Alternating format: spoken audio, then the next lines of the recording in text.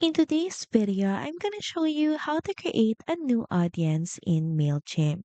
So first log into your Mailchimp account, then in the left panel go to audience, then next is click on add contacts, and here you have an option to import multiple contacts in CSV file type, or you can also add a single contact.